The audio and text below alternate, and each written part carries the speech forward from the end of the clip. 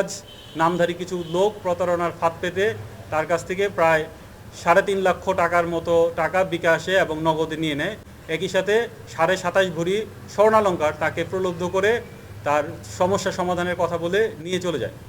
এই তথ্য পাওয়ার সাথে সাথেই আমাদের পিবিআইয়ের প্রধান এডিশনাল আইজিপি জনাব মোস্তফা কামাল স্যার অবগত হয়ে আমাকে সরাসরি স্যার বলে যে মামলাটা নিয়ে কাজ করার জন্য। আমরা স্যারের নির্দেশ অনুযায়ী সাথে সাথেই মামলার রহস্য উদ্ঘাটনের জন্য কাজ শুরু করি।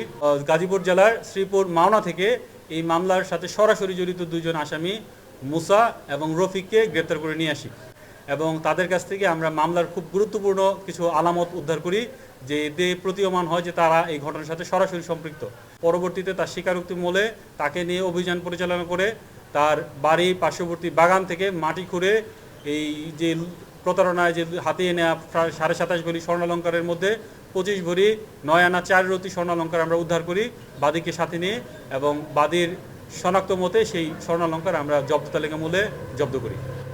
এই ঘটনায় আমরা 3 জন আসামি টোটাল গ্রেপ্তার করেছি এখন পর্যন্ত, মুসা, রফিক এবং মনির।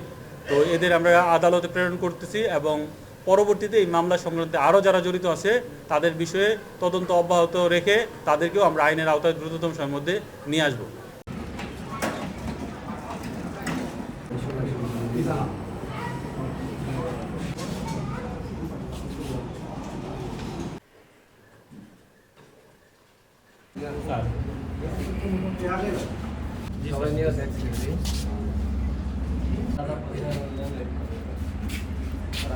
জানতে পারি যে এই ঘটনায় এই এলাকার অনেকেই জড়িত আছে এবং